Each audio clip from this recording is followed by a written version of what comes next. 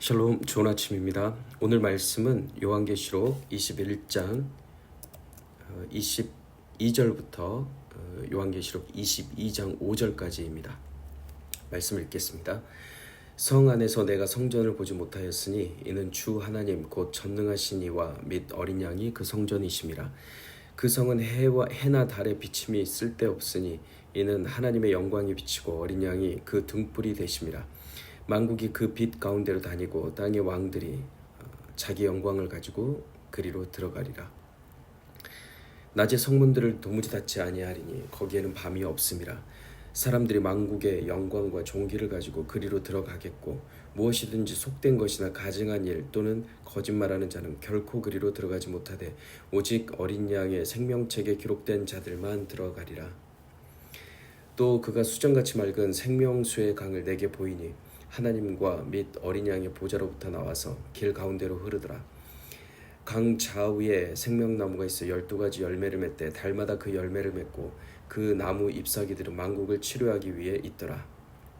다시 저주가 없으며 하나님과 그 어린 양의 보좌가 그 가운데 있으리니 그의 종들이 그를 섬기며 그의 얼굴을 볼 터이요 그의 이름도 그들의 이마에 있으리라. 다시 밤이 없겠고 등불과 햇빛이 쓸데없으니 이는 주 하나님이 그들에게 비치심이라. 그들이 세세토록 왕 노릇하리로다. 아멘. 하늘에서 내려온 새 예루살렘은 어린 양의 신부이자 아내인데요, 교회를 상징합니다.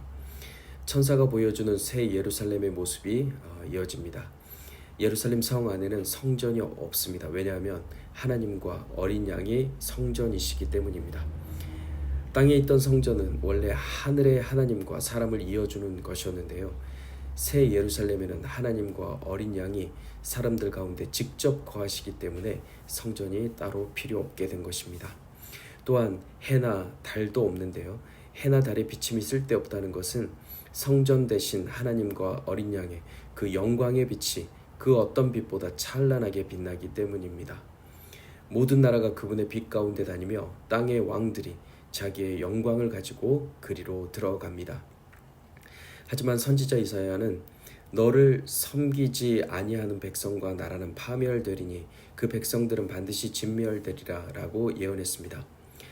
예수를 그리스도라 시인하는 왕들만 예루살렘에 들어가고 나머지 백성들은 파멸되고 또 진멸되는 것입니다. 이제 22장은 에덴 동산의 회복에 대해 말합니다. 에덴 동산은 하나님을 예배한 최초의 성전이었습니다.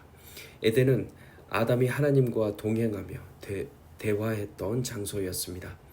아담은 창세기 2장 15절에서 경작하고 지키라는 명령을 받았는데요, 이것은 하나님의 명령을 순종하고 지키는 것을 말합니다.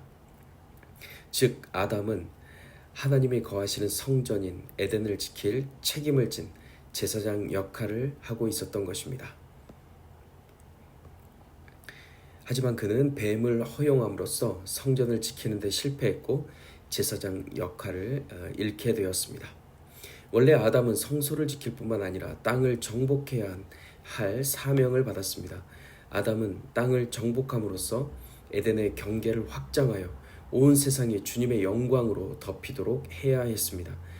처음에 에덴에 국한되었던 하나님의 임재가 온 세상으로 확장되어야 했던 것입니다. 그러나 첫째 아담은 결국 이 일에 실패했습니다. 하지만 창세기 2장부터 시작된 성전 건축은 그리스도와 그의 백성 안에서 완성되어 새 창조를 실현하고 있습니다. 새 창조라는 것은 이전에 창조했던 것을 고치는 것이 아니라 마치 처음 창조한 것처럼 완전히 새롭게 창조한다는 뜻입니다. 오늘 본문 4절은 하나님과 어린 양의 보좌가 예루살렘 성 안에 있다라고 합니다. 여기서 보좌는 단수를 썼는데요, 하나님의 보좌, 어린 양의 보좌, 합쳐서 보좌들이라고 표현하지 않은 것입니다. 보좌는 하나이고요, 그 보좌에 앉으신 분은 하나님이시고 또 그 보좌에 앉으신 분은 어린 양이신 것입니다. 삼위일체 한 분 하나님으로 우리에게 나타나시는 것입니다.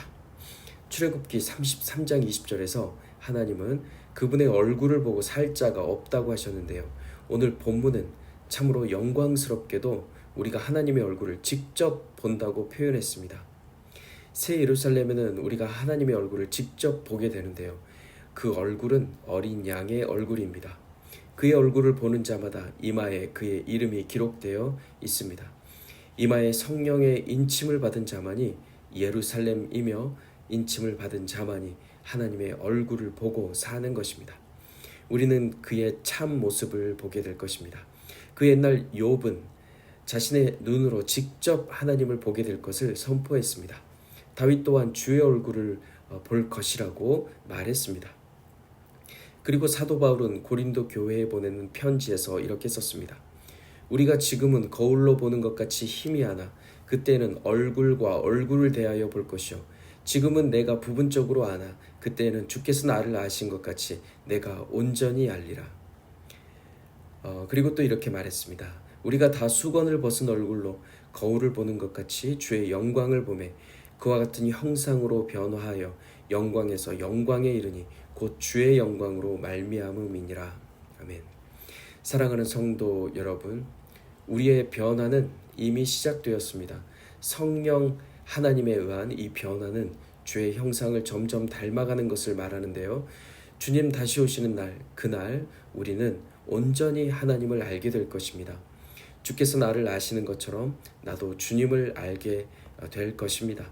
하나님의 얼굴을 마주하며 하나님과 친밀하고 충만하게 교제하는 영원한 삶으로 우리는 들어가게 될 것입니다.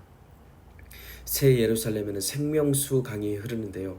하나님과 어린 양의 보좌로부터 물이 흘러 만국을 치유하며 회복시킵니다. 우리는 주께서 주시는 이 영원한 생명을 마음껏 누리게 될 것입니다. 이 땅에서 밤이 깊은 것 같고 예수를 따르는 것이 고난으로 인해 때론 지칠지라도 우리의 이름이 어린 양의 생명책에 있음으로 인해 안심하고 담대하시길 축복합니다. 또한 주님 다시 오시는 그날까지 주님의 그 영광스러운 빛 가운데 거하며 주의 빛으로 이 세상을 밝게 비추는 사랑하는 더함교회 성도님들 되시길 주님의 이름으로 축복합니다. 아멘.